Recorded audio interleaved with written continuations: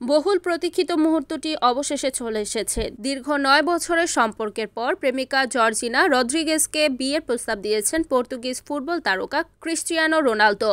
২০১৬ সালে মাদ্রিদের একটি গুচি শোরুম থেকে শুরু হওয়া এই প্রেমের গল্প এবার পরিণতির পথে। সেই শীতের বিকেলে শোরুমে ক্রেতা হিসেবে আসা রোনালদোর সঙ্গে পরিচয় হয় বিক্রয়কর্মী জর্জিনার। প্রথম দেখাতেই জন্ম নেয় ভালোবাসা, যা ধীরে ধীরে গোপন সাক্ষাৎ থেকে প্রকাশ্যে এসে গুঞ্জনকে বাস্তবতায় রূপ দেয়। ২০১৭ সালের জানুয়ারিতে ফিফা দ্য বেস্ট অনুষ্ঠানে প্রথমবার একসঙ্গে প্রকাশ্যে আসেন তারা।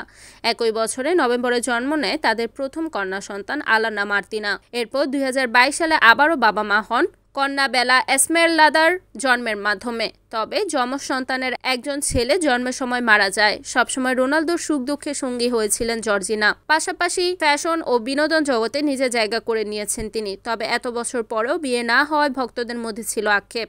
অবশেষে সেই আক্ষেপ কাটল। গত সোমবার ১১ আগস্ট নিজের ইনস্টাগ্রামে একটি ছবি পোস্ট করে জর্জিনা জানান বাগদানের খবর। হাতে হীরার আংটি পরা ছবির ক্যাপশনে তিনি লেখেন, হ্যাঁ আমি রাজি, এই জীবনে এবং আমার অন্য সব জন্মেও। ছবিটি সৌদি আরবের রিয়াদ শহরে তোলা, যেখানে রোনালদো বর্তমানে আল নাসর ক্লাবের হয়ে খেলছেন।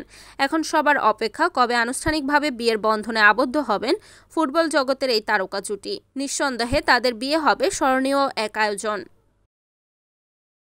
Desk news, NN TV.